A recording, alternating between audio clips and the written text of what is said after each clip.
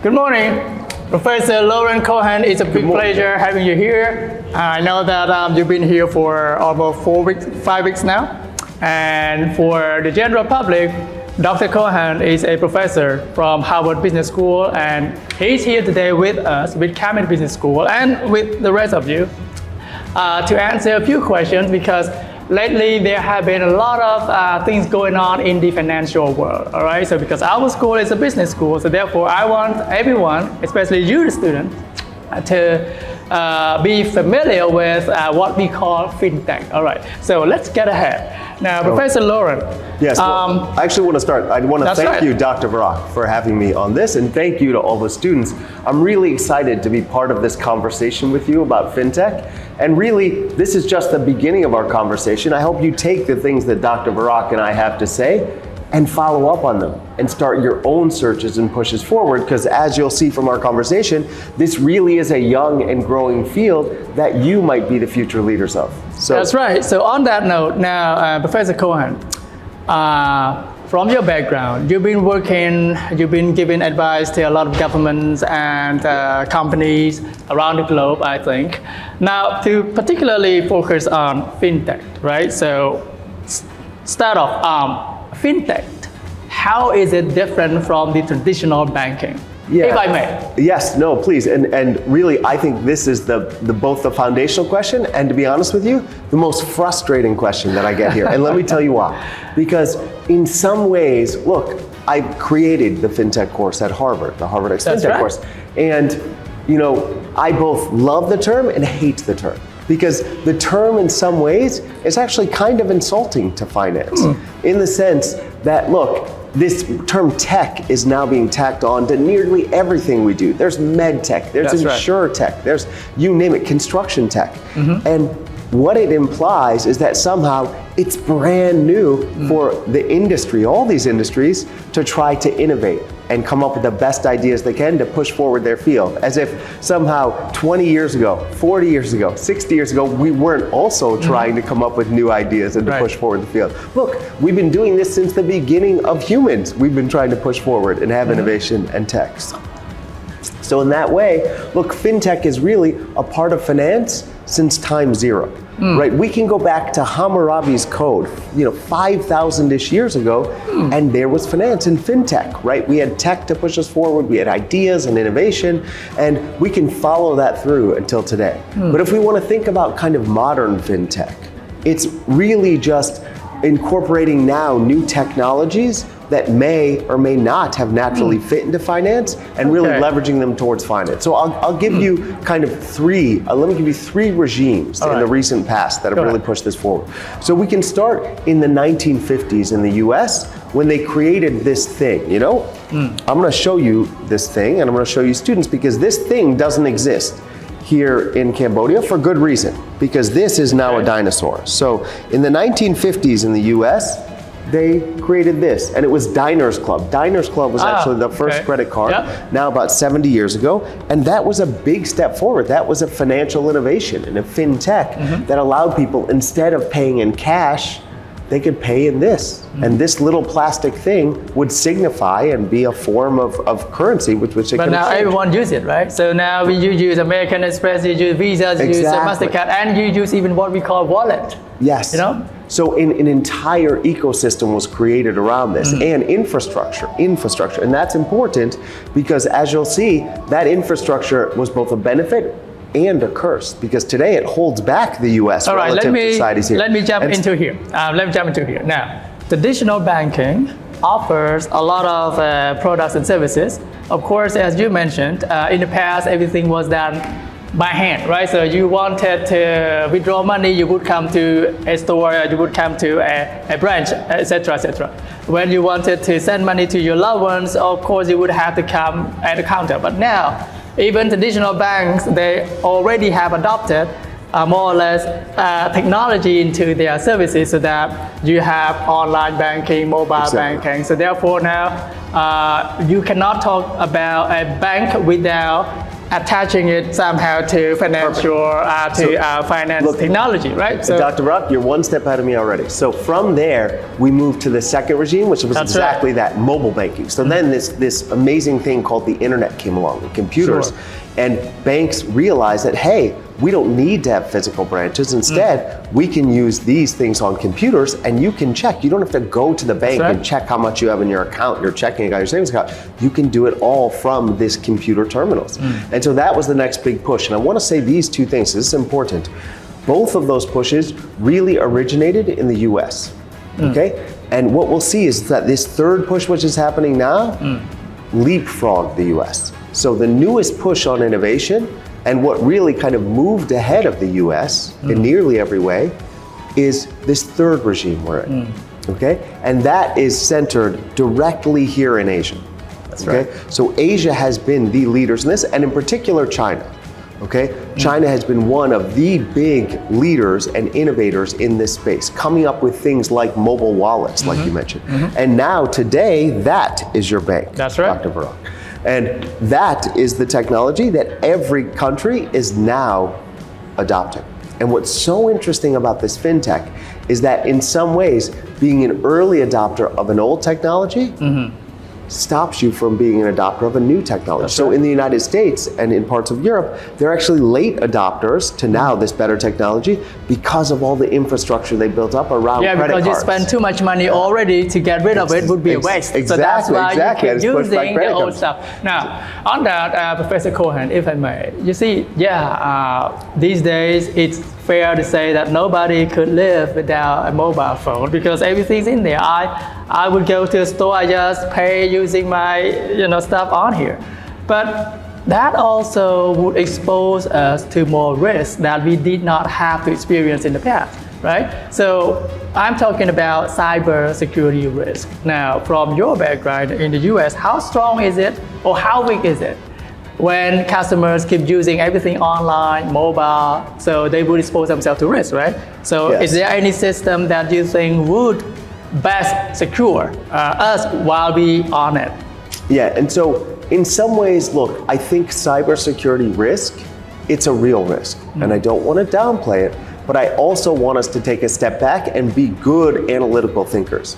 So I don't think cyber risk is nearly as large as people are viewing it relative to the risk we've always had. Look, if you have something of value, then other people may want to find ways to extract value from that. And so the truth of the matter is, when we had physical money, we had robberies. We had bank robberies. People go into houses and steal things and other places, art theft. These things happen. And the rate of cyber risks and these cyber events are actually not that much higher than they used to be. But what do we have today? And I'm glad you mentioned that mobile phone. We have, the mobile phone is, of course, it's not only a wallet, it's all of your life. And I like what you said there, because that's also a far more efficient way to tell people about these cyber risks. So that single one identity theft now gets pushed out to 1 million, 10 million people. So we hear about it more, but that doesn't mean it's happening more. So I would say these cyber risks are actually fairly similar to the risks we've always had when carrying around something of value. Right. But that doesn't mean we don't need to be vigilant about trying to find ways to protect it. But it's not like it's introduced this risk that's 10 times what it used to be. It's about at the same level, but it's a different kind of risk. Okay, now let us deviate a little bit into something else. Social media is probably now the hottest issue, right? Yeah. Twitter, since Elon Musk came on, he started to charge money for verified blue tick, all of that. Facebook has recently launched its new product, which Elon Musk isn't so happy about, Threads. Okay, so now on that, would you think it's fair for social media companies such as Twitter to start charging people just to be verifiable on their platform, or is it too much of an ask? Look, absolutely. And I think it comes back to, in my opinion, what's the real triumph of FinTech? If you were to pin me down to one triumph of FinTech, it's not any company in particular. Okay. I wouldn't say, oh yeah, the triumph is Stripe, or the triumph is Block, or the triumph is Ant Financial. No, it's not that. The real triumph of FinTech is that, you know who really wants to be a FinTech, Dr. Virak? Beats me? Everybody. Everybody. Google's trying to be a fintech. Apple's trying to be a fintech. Apple Wallet, right? Twitter wants to be your fintech. Amazon wants to be your fintech. Not only that, governments want to be your fintech. Governments are starting central bank digital currencies, right? They're moving into blockchain, they're moving into these things. Everybody wants to be a fintech. And look, when you have governments in the world wanting to be a fintech, you win, right? Then you're a big industry. Now, again, on blockchain, I'm glad you mentioned it. Yes, blockchain seems to be secure, but you lose control over it, right? Because the whole setup of blockchain is to ensure that there is no central database. So everything gets decentralized, so therefore you lose control. Therefore, that could make it harder for hackers try to do something funny. But that again, if we move on to that platform, do you think governments will be less secure because then they feel like, okay, I can't control you guys anymore or what? So what is the perception? Yeah, look, it's a great question. We really need to separate the blockchain into two things, right? Because we kind of mentioned two. There's centralized and decentralized. That's right. So if we're in centralized finance, then it's really the same as what we've been doing before, but just in a slicker way, right? In the same way you have mobile money, now our central counterparty won't be someone who we go up to like a teller, but it will be someone who we trust along this public blockchain, okay? And that's fine. I think blockchain is here to stay. In fact, you're already using blockchain even though you don't know about it, because in the background what's going on is that they're using these blockchains, but mostly in a centralized way. In other words, you know who that counterparty is. Now, in terms of decentralized, you're right. So decentralized takes that centralized authority out of it. Now, it's not IBM or it's not someone else or a central government saying, yeah, I back up this blockchain, but it's just now in the ether. You now have to just trust the money's there. And frankly, people have taken longer to build that because a centralized part of finance is and always has been trust. And so people really have to build trust for this thing we call decentralized finance. It's not there yet. Now, Professor Cohen, this is again, we are entering into another field of, I think I would not call it popularity contest, but maybe looking at the difference between, now, let's say how we manage money, right? So in Western world, Asian world, we do not share the same culture or civilization, but we do share one thing, is that everyone wants to be successful. So therefore, and now these days, people keep talking that money is right here in Asia. Money is right here in Asia. So for you, as a researcher, an educator, a writer, is it fair to say that money is really in Asia when all it is just figures? And sometimes most rich people don't even know how much they have because numbers keep changing on stock markets and whatever share that they own. So therefore for us, sometimes money is just thin air. It's just like figures in the air, and sometimes even digital, that you just said, the digital currency. So for you, when is money real? Yeah, and so look, Virak, can I tell you my favorite part of finance?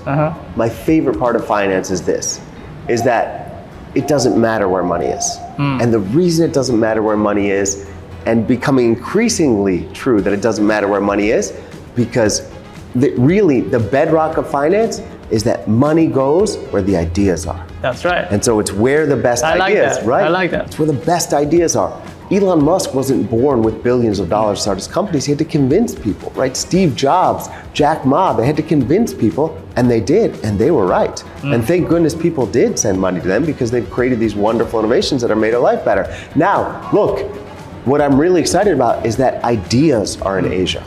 And ideas are, frankly, in Africa. And I've written about this, how Africa is also becoming a real hotbed of financial innovation and pushing forward in places we've never been before. And a lot of that has to do with necessity. So let me give you an example and this story. So I was working with a bank in Africa, and they were saying, oh, Professor Cohen, we've been mobile banking since the early 2000s. Since 2000, I said, oh my God, that's amazing. You've been mobile banking since 2000? This is Equity Bank. They said, yeah. We used to drive around in a Jeep, in a mobile, and we used to set it up and then give people money. That was mobile banking, right? Because they had to It's really physically mobile banking. Mobile banking, yeah. And think of it, they had to do it. You can't build a brick and mortar bank in each one of these small little villages, but they found ways around it. So, they say that necessity is the mother of all innovation, and it is. When you have to figure out a way to do something, you do it. And that's what I find is so so fascinating, so exciting about Asia and about Africa and these really fast developing countries right now is that's where the ideas are. So That's I right. think the money will be there, but not because it's just sitting around in a pile, because that's where it should go. Now, coming back to our talk about, we used to, I guess, we still call them nouveau riche, in French. So that means Yes, newly rich. Yeah. newly rich. Yeah. A lot of them are in Asia. Now, and as you know, all the data shows that all the big money, all the big companies are actually owned by families, right? So family-owned business is everything. Is everything. So for you, in your experience, having worked with all the richest people on the planet, if you could educate me, tell me, what are the things that families need to be thinking of before they could, sort of transition themselves out and their children coming in? So what would be success factor ensuring that family-owned business go on and on forever and being successful still? Yes, yeah, and so look, it's hard, right? I mean, it's hard. The natural tendency of any business is, like any entity, is to eventually sunset, right? It has its time, and then eventually its time is over, right?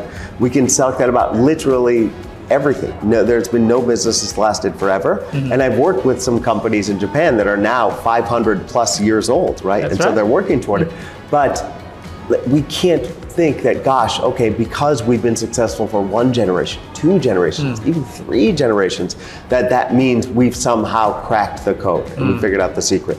The great part, and really the dynamic part about markets, which is why I love it and you love it, and I'm sure why all the students are interested, is because they change every day. Right? Every day you wake up, it's 0-0, you in the market, and you have to figure it out again, and you're playing it, and that's exciting and that's fun.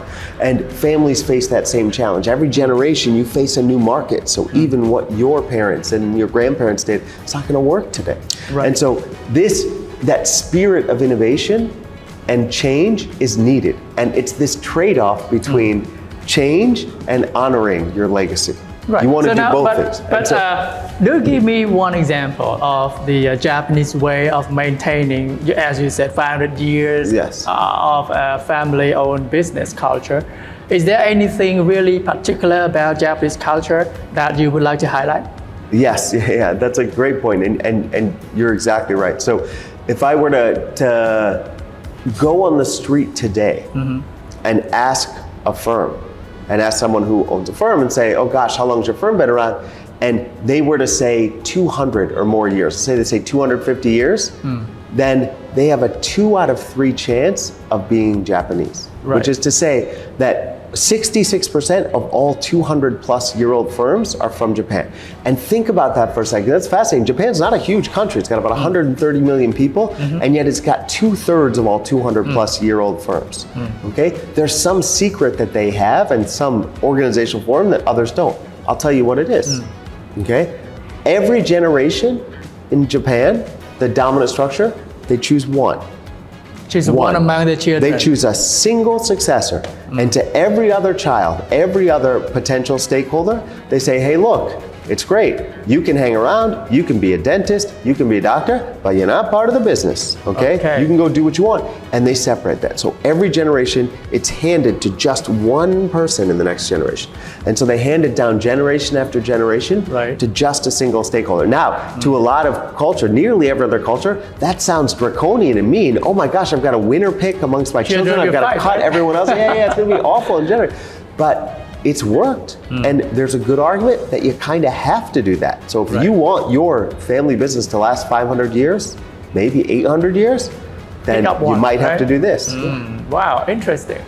But does it work also in the Western culture? Do they do that? Like, the biggest companies in the world, like the brand, like, the LV, Louis Vuitton, all of that. Those are, and I think recently, even in Italy, the empire of the former leader Berlusconi, right? I think suddenly now they had a fight, and now I think now they came to terms who would succeed in the family business. But regardless, so in Europe or in the US, how does it work? Family owned. So the Japanese, you said they would pick up one, the most outstanding one to represent the family. But what about in your own country?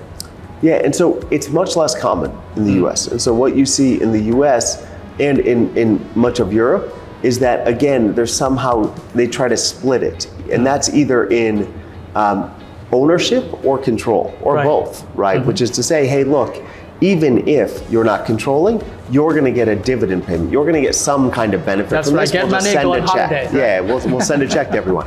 And it turns out it doesn't take many generations, and you can do the math. It's simple math because you're taking things to the power, right? Imagine every family has 3 children, right? Then you can take 3 squared, 3 cubed, 3 to the 4th power. These things get big very quickly, and you just can't generate the kinds of capital that you need to support the kind of capital to support 3 is far different than the capital to support 81, let's say, right, as you get on in these generations. And so it's one of these things where it's a very hard recipe to solve. Now, is it unsolvable? No, it's not unsolvable, but it's harder to solve. And the way that you solve it, I'll give you the solution direction, although it doesn't mean it's easy.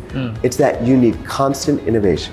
Right. In every generation, you need to have another Ferragamo. You need to have another Alibaba. You need to have another Apple. And that is incredibly hard. Finding it once is incredibly hard. Imagine having to do that once every generation. Okay. Now, Dr. Cohen, your conversation just brings me more questions. Okay, now you see the traditional banks would loan to people that they know, big corporations or there are, of course, most commercial bankings, they also do personal lending. But some businesses that don't readily qualify for this kind of loan, they would have, those are SMEs, small and medium enterprises. What do you think about SME? If SME comes to you and say, Dr. Cohen, help me get a loan from this particular bank, what advice would you give them? Yeah, and I think this is great. And in some ways, this is going to bring us back full circle. And maybe we'll end on this kind of melding of family and FinTech. Okay? And that is that, look, FinTech can do a lot in the sense that it can make your life more efficient. It can make it easier. You can apply for a loan from your sofa at home. You can get approved, right? You can get $10,000 delivered through your phone. Instantly. It's amazing. And that's liberating, right? That makes you far more able to take advantage of credit. And credit's wonderful, right? It allows, again, people with great ideas to get capital connected to those ideas and do fantastic things. And so in that way, it's really kind of been this great liberator of capital and potential growth engine. Now, the problem is it does not substitute for trust.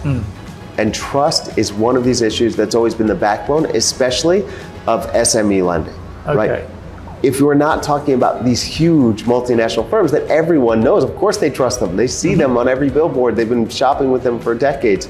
They don't need trust as much as the SMEs. Right. So these, in some ways, ironically, these firms that might be able to benefit most from FinTech have this one big obstacle in front of them, which is that trust barrier. And we haven't figured out a way for FinTech to substitute for trust up to this point. Now, let me tie it back to families. That's one way in which families can provide a real leg up to their next generation. And that is when their next generation comes up and they're at the starting line with all the other young people with great ideas, the family can provide that first capital. They can give them seed capital for their first business. They can provide them that backing for the loan, which will give them just one leg up and may make them the first mover and may make them the leader of that next generation of firms. So in that way, the family can be this push for good and let the family legacy now go through a new line. First mover, I love that. And I'm sure if I had time in the world, I would go on forever with you. But now, since you also have limited time, now let's go down to maybe one of the 2 final questions. Okay, now, FinTech, banking, whatever you call it, stock exchange, all of that. Now, all the major economic players, right? If you were to pick up 2 greatest movers in the economic system, what would they be? Yes, and I'll give you my two favorite right now, okay? And I'll tell you why. It would be the Alibaba and Financial, okay? And it would be Safaricom in Africa. And I'll tell you why. Because they've really opened our eyes into this fact that anyone can be a fintech. Anyone can be a fintech. So Alibaba and not Amazon, why? yes, and I'll tell you why. Because again, this kind of modern regimes of fintech started in the US, they were all driven by financial firms. It was financial firms that went mobile banking. Right. It was these financial credit cards that went there. And Alibaba, really through their financial, they turned it on their head. They said, no, we're a marketplace. We sell goods and yet we're gonna be a fintech. And it worked, right? Alipay, they incorporated all these things. And so they said, hey, look, you don't have to be a bank to be a fintech. And Safaricom took it one step further and they said, hey, we're not even a marketplace, we're a telecom company, we're a phone company, and we're gonna be your leading fintech. And it worked. And so they broadened it even more. And so now, where is the next fintech coming from? Who knows? It could be a hospital, could be an education institution, could be anywhere, right? But what's amazing about it is that it has to have these central elements. So why a marketplace? Why a telecom company? Again, there's a trust piece. Oh, I already use Safaricom all day. Oh, I already use this Alibaba for financial transactions. I buy things, they always deliver them. I trust them. And so I might also trust them to be my fintech.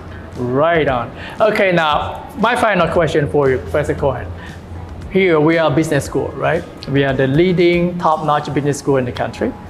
And the question that our students might be asking you, if they meet you, on the stairway, they would say, Professor Cohen, I'm doing business degree right here at my beloved CamEd Business School.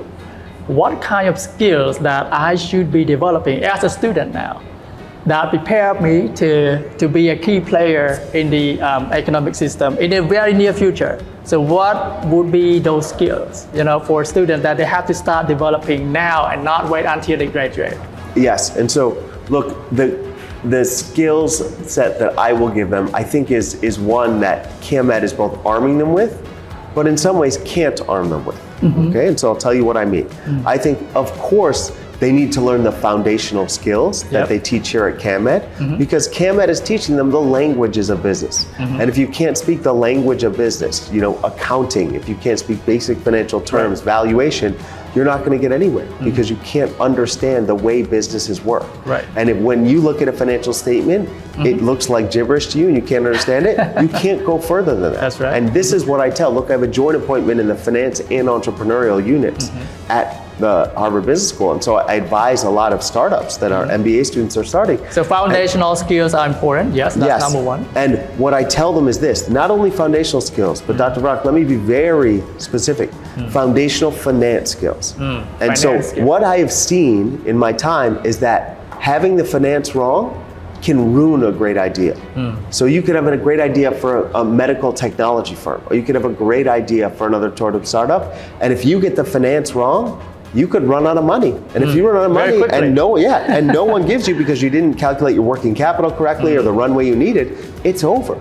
And so getting the finance wrong can ruin a great idea. Now, can just knowing the finance take a bad idea and make it a good idea? No, it can't. But the point is it's a necessary condition to getting that right. So foundational finance skills, need to have that right, number one. Now, number two, that's not all. Right? You then need to know where to apply those finance skills. So that is observing the world. So look out, we have a beautiful window right here. Look out onto the world. See where you are seeing pain points in the economy. See where you see inefficiencies and say, gosh, why does that inefficiency exist? And if you can't figure out a reason for why it exists and you say, gosh, there's an easy solution, start to think about ways to use that foundational finance knowledge you have to fund the next great idea there. And which is precisely why my school prides itself in not only providing the basic foundational finance skills that you mentioned, but we also ensure that our students get exposed to all the industrial people, to all the work out there, to all the experience experiments out there, and we would always invite speakers from outside, such as your good self. And a lot of these things that we put together just to ensure that our student is well equipped. So, which is why I'm proud to say that most of our students, they get job before they graduate. In fact, 99% of them get job before they graduated, unless they have their own business that they don't want to work for anybody, so they just graduate, then they do their own business. And Good now these also increase, which is why I pick your brain on family-owned business. But again, it's such a great pleasure, Professor Lauren Cohen, Harvard Business School. Now we are partners, so I'm very hopeful that we will find time to chat more. Absolutely. So thank you very much to all of you, the public and students again. So my thank you to you. Your final word, please. Absolutely. Thank you, Dr. Rock. And of course, thank all of you most of all. I'm really looking forward to seeing the great ideas and the foundational finance skills that you apply to those ideas in the future. Thanks again. Thank you. Until next time.